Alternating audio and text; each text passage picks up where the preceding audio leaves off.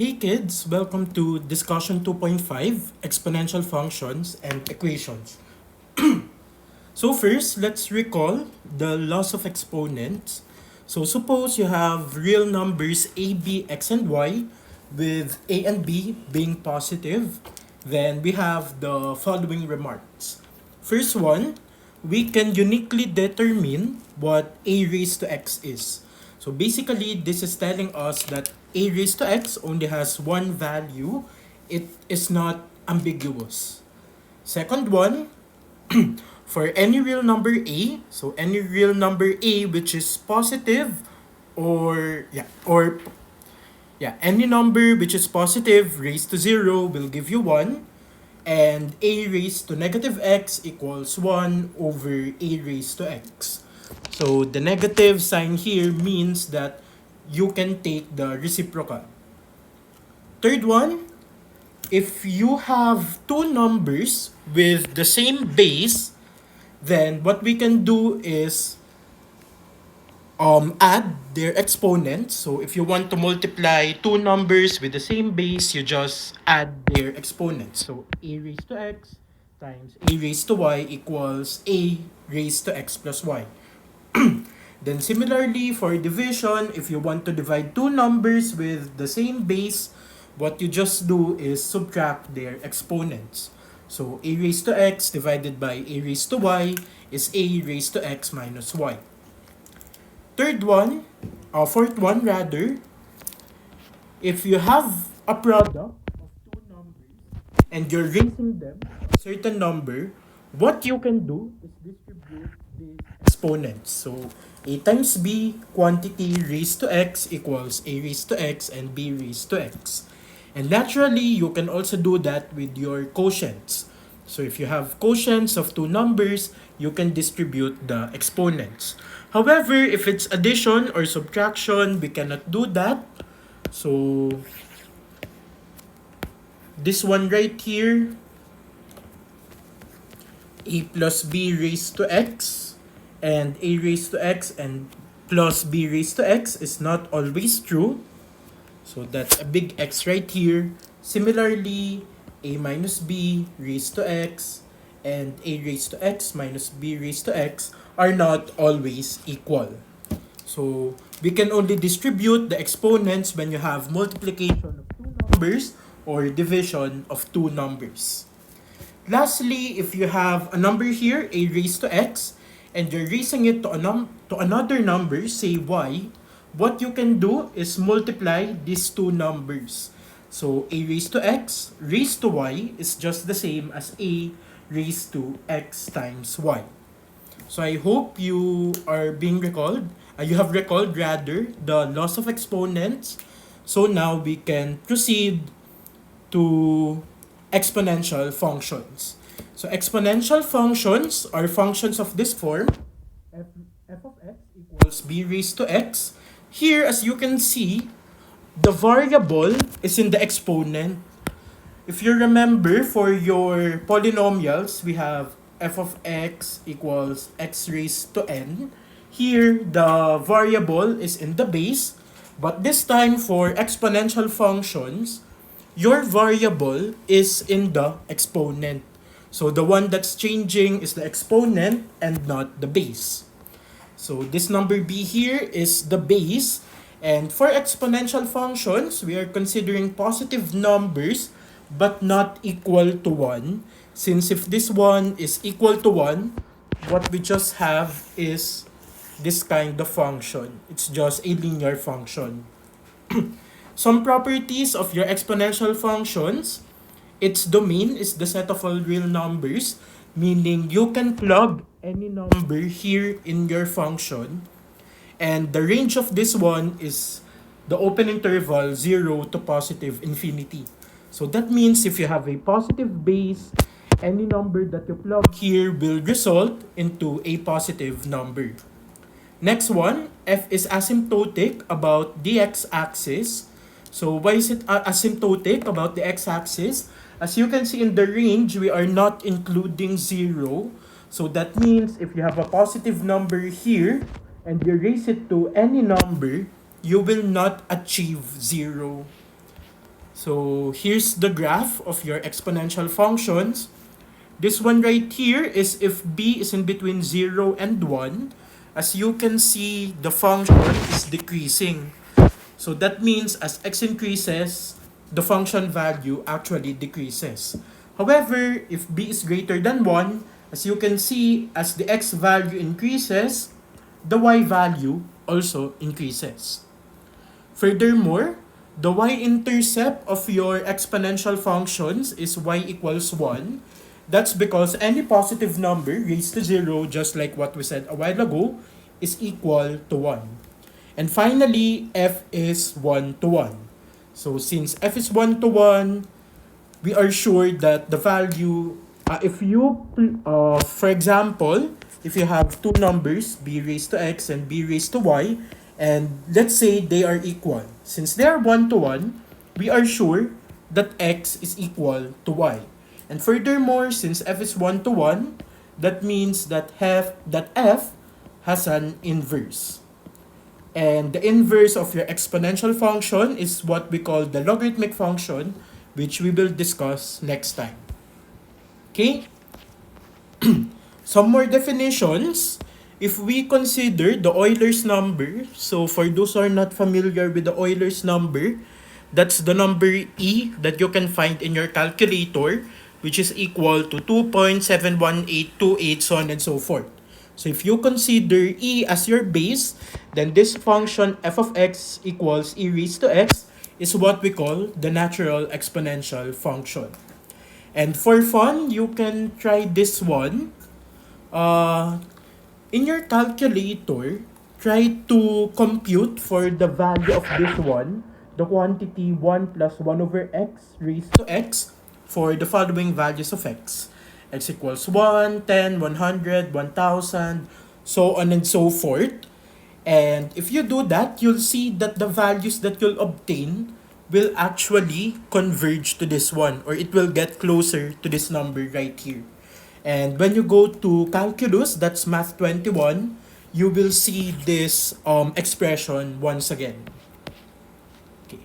Finally, one last note. Since your function f is 1 to 1, that means that for any real number x and y, b raised to x equals b raised to y means x equals y. We will use this one to solve exponential equations. So for exponential equations, our goal is to write the expressions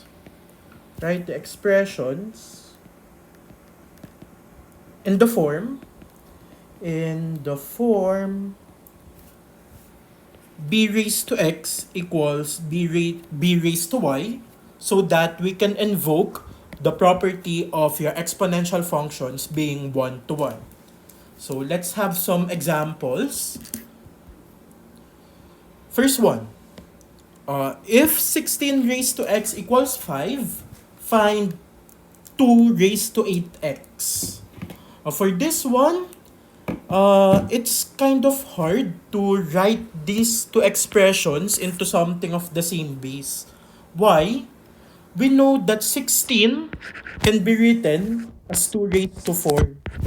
However, the number 5 cannot be easily written into something in the form 2 raised to another number.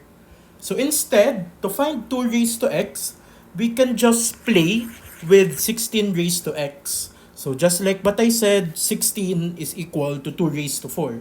So 16 raised to x is just the same as 2 raised to 4 raised to x. And this one is still equal to 5. Then, by the laws of exponents, we can multiply these two numbers.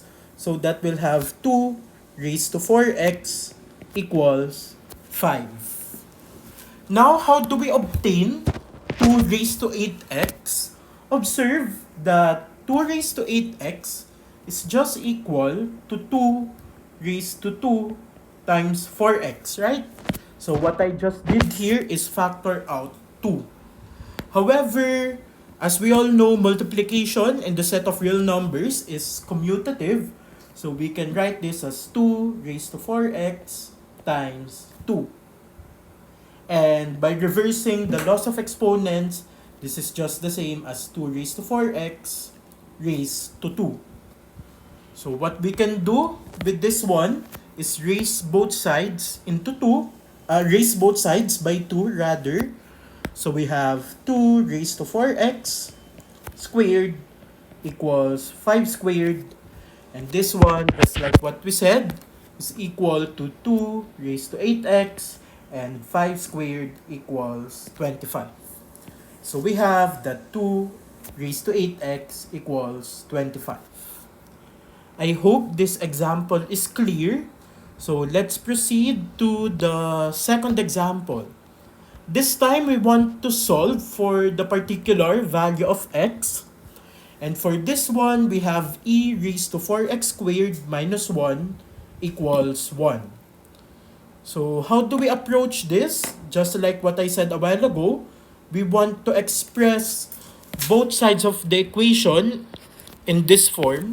B raised to x equals b raised to y. Luckily, the left side is already expressed in that form with b being equal to the Euler's number. So this time, what we want to do is write 1 into this form e raised to y. However, by the laws of exponents, we know that if a is greater than 0, then that means a raised to 0 equals 1. So we can use that remark. We have e raised to 4x squared minus 1. In this case, the number that we will choose is the Euler's number since we want both sides to have the same base. So we will use e raised to 0.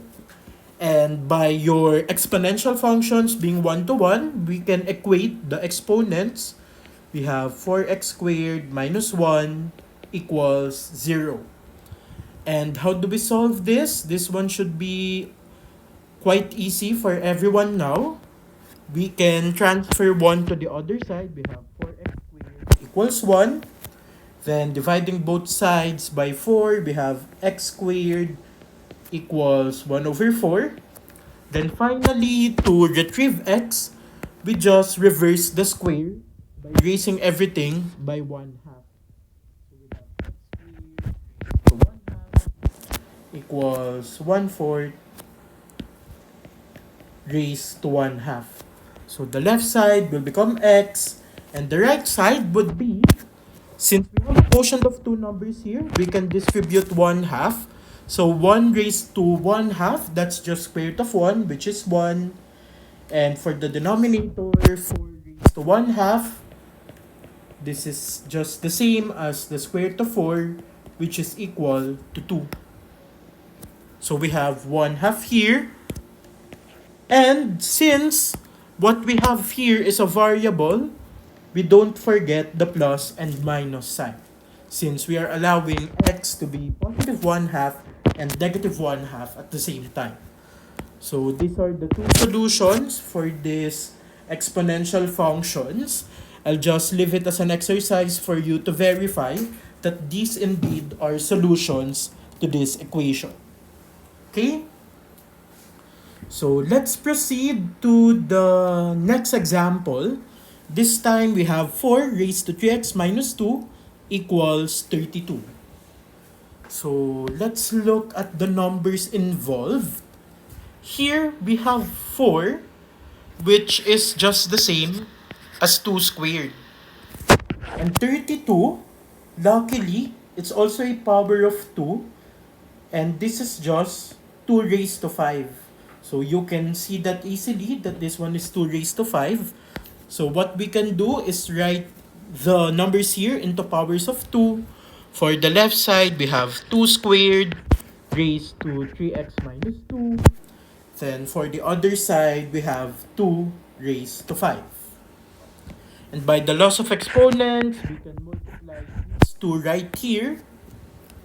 So we have 2 raised to 2 times 3x minus 2 equals 2 raised to 5. Then further simplifying the one here, we have 2 raised to 6x minus 4. So what we just did is distribute 2 here. and it's equal to 2 raised to 5. And finally, by your exponential functions being 1 to 1, we can equate 6x minus 4 and 5. This one should be easy to solve. This is just a linear equation.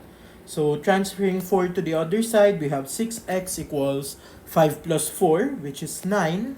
And finally, dividing both sides by 6, we have x equals 9 over 6, or in simplest terms, we have x equals 3 over 2. And that's it for this example. Okay? So as you can see, the strategy is pretty standard. What we are just doing here is writing stuff in such a way that we will have the same base so that we can equate their exponents. Okay? Let's proceed to the next example. Here we have 2 raised to x minus 7 quantity raised to x equals 4 raised to 4.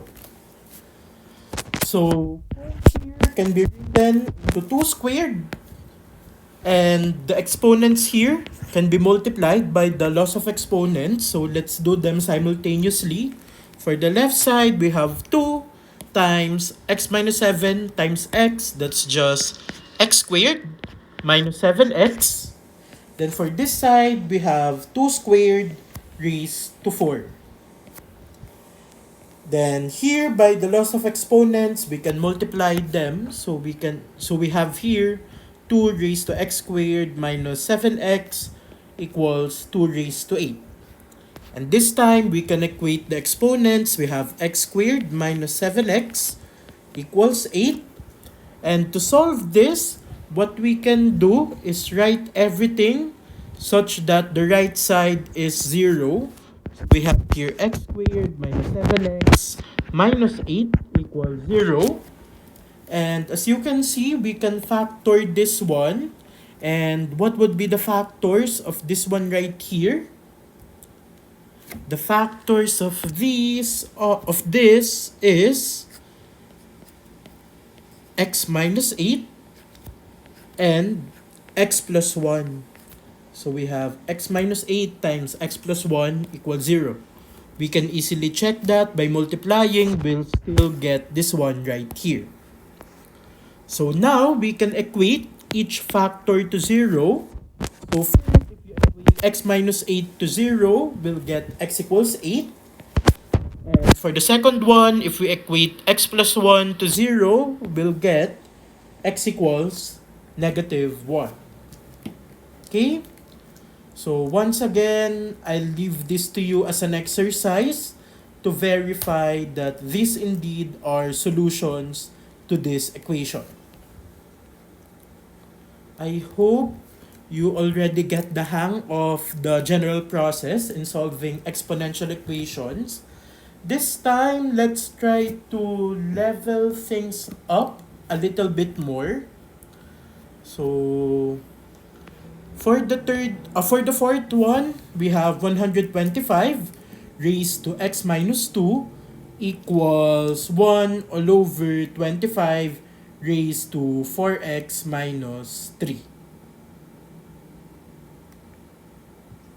So what can we do here? First one, 125 can be written as 5 cubed, and 25 can be written as 5 squared. So let's do that first. We have here 5 cubed raised to x minus 2 equals 1 all over 25 is 5 squared raised to 4x minus 3. Then further simplifying by the loss of exponents, we can multiply these. We can also multiply these. So we have 5 raised to 3 times x minus 2 equals 1 all over 5 raised to 2 times 4x minus 3. This one right here is equal to 5 raised to 3 times x minus 2 is 3x minus 6. And The other side will be 1 all over 2 times 4x minus 3, that's 8x minus 6. So we have 5 raised to 8x minus 6. Now, what can we do here? If you recall, we have this property that a raised to negative x equals 1 over a raised to x. So what we can do is obtain the reciprocal of this one by negating our exponent. So we have here 5 raised to 3x minus 6 equals 5 raised to the negative of 8x minus 6. And the negative of 8x minus 6 is just 5 raised to, so we distribute the negative sign, we have negative 8x. Then here, negative times negative 6 is a positive 6. And that's equal to 5 raised to 3x minus 6. And finally, by your exponential functions being 1 to 1, we can now equate 3x minus 6 and negative 8x plus 6. And to solve this, we just put the like terms on one side of the equation. So here we can transfer negative 8x to the right side. So that will have 3x plus 8x, that's 11x. And this negative 6 could be transferred to the right side. So we have 6 plus 6 equals 12. Then finally, dividing both sides by 11, we have x equals 12 over 11. Okay? So, I think you already understand how to solve exponential equations. This time, let's level things up a little bit. Let's try example E, the fifth example. Here we have 3 raised to 2x plus 3 minus 2 equals 9 raised to x plus 1. So unfortunately, unlike the past examples, we have this minus 2 here, which is actually a problem for us. Because first, we don't have any rule to combine these kinds of numbers. So even if we can convert this one into something with the same base as these two right here, we still don't know what to do with expressions of this form.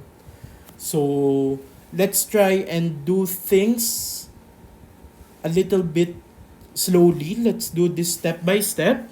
First one, you have your 9 here, which could be written as 3 squared. So let's do that one. We have here 3 squared raised to x plus 1, which is equal to 3 raised to 2 times x plus 1, which is 3 raised to. So distribute 2. In the addition, you have 2x plus 2. And on the other side, we have minus 2 here. Then 3 raised to 2x plus 3. Now, what else can we do?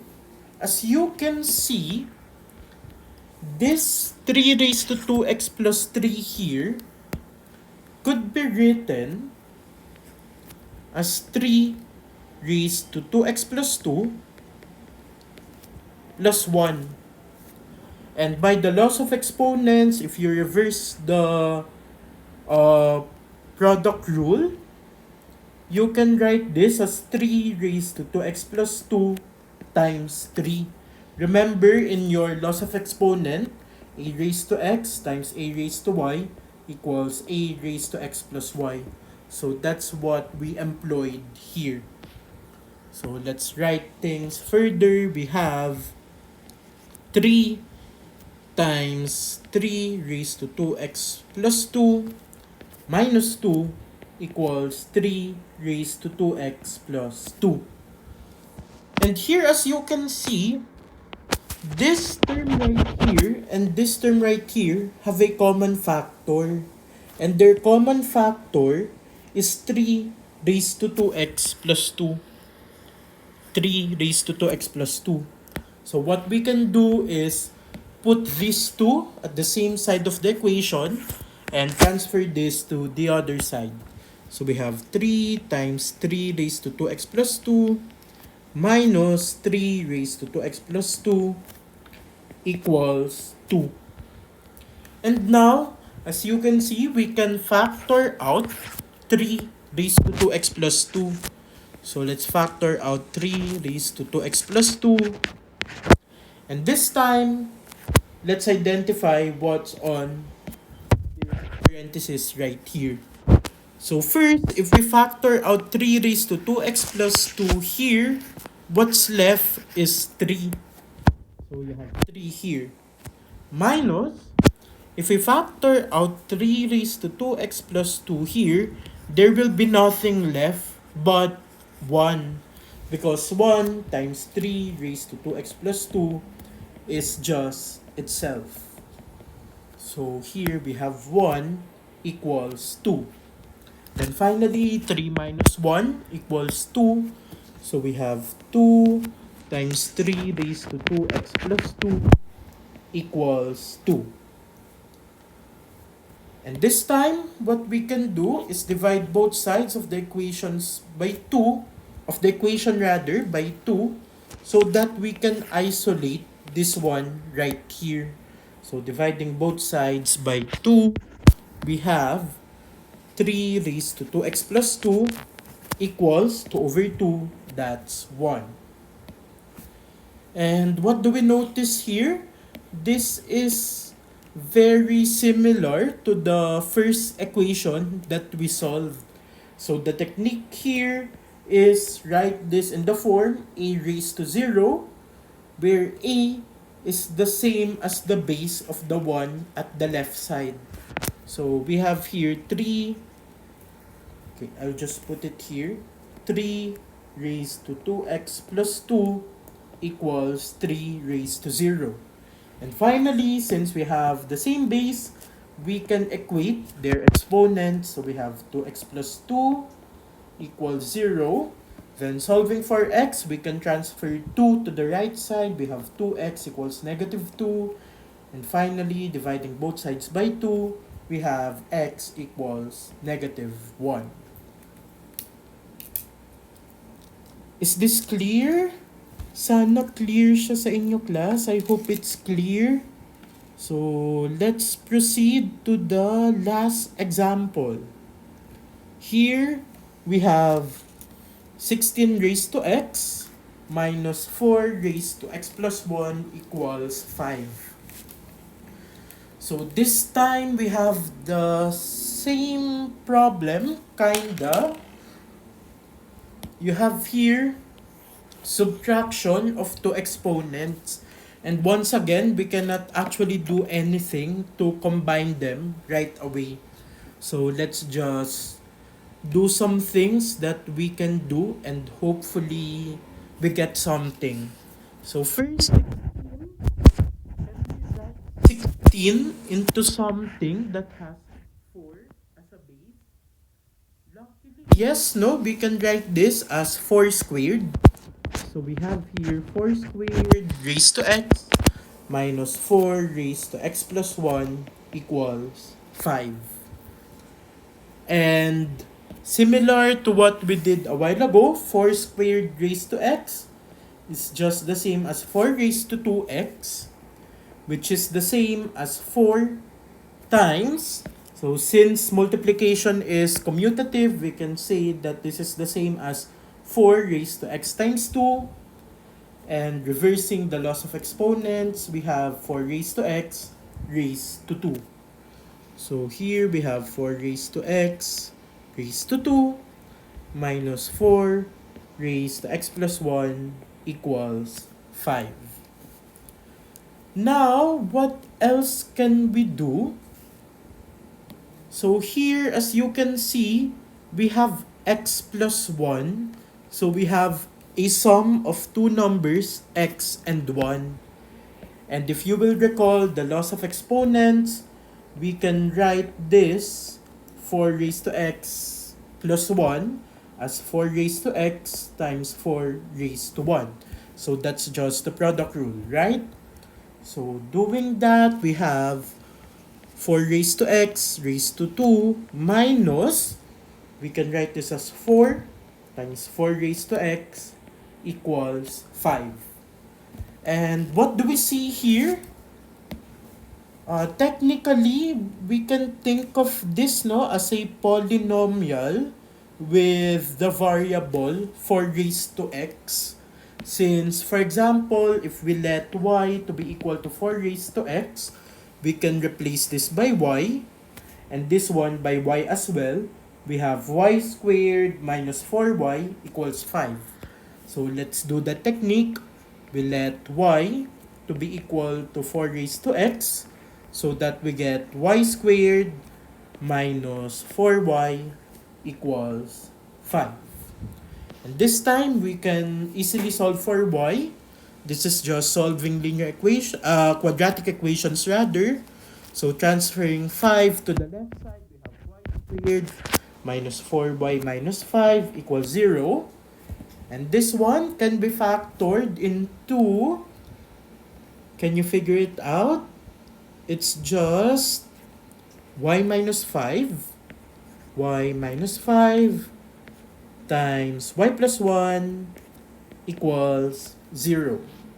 And finally, by equating each factor into 0, we get y minus 5 equals 0, which will give you y equals 5, and y plus 1 equals 0, giving you y equals negative 1.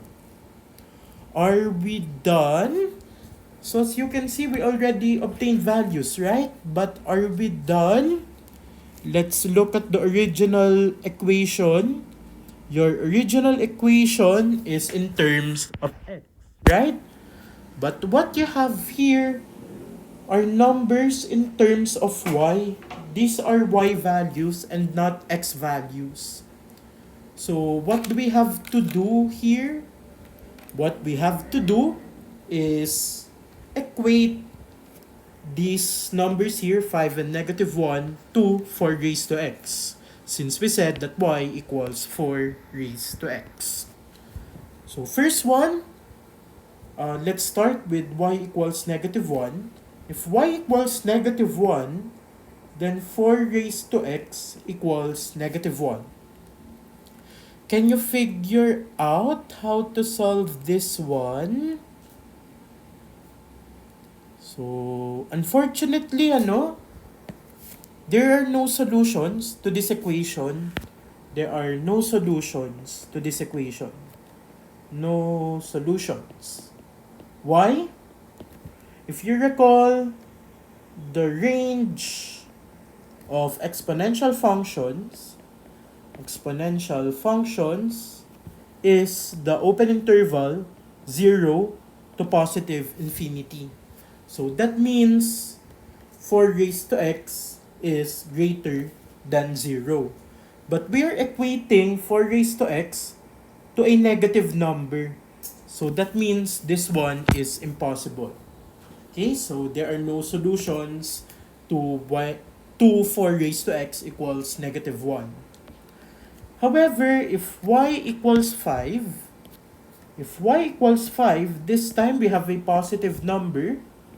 So this one probably has a solution. Actually, we are sure that this one has a solution. So here, we have the equation 4 raised to x equals 5. And the general technique here is to write the other side into an exponent with the same base as the one on the left. Can we do that? Can we write 5 as 4 raised to something, say 4 raised to y? It's quite hard, no? Because 5 is a prime number, so we cannot really factor out anything here. So this one is actually hard. However, there is a general way to doing this which is try and obtain the inverse of your exponential function. So if you recall, if y equals 4 raised to x, then by inversing, we can obtain x to be equal to something, and this one should be in terms of the inverse function of the exponential. So to solve this kinds of equations, so in such a way that we are using the inverse function. So if you want to solve equations which we cannot easily write into two exponents with the same base, we need the notion of the inverse function of your exponential. And this one actually, the inverse of your exponential, is what we call the logarithmic function. Logarithmic function. And for this one, we will discuss this on the next discussion video. So for now, this is enough. So let's just leave it as is. 4 raised to x equals 5, whose solution is x, such that 4 raised to x equals 5. And later on, you will actually see that this x is the logarithm of 5 base 4, which we will discuss how to obtain this x right here. So if you don't have any questions, we can stop now. So thank you everyone, and I hope you watch discussion 2.6, which I have also uploaded already. So thank you, keep safe, and stay hydrated. It's very hot right now. So thank you everyone.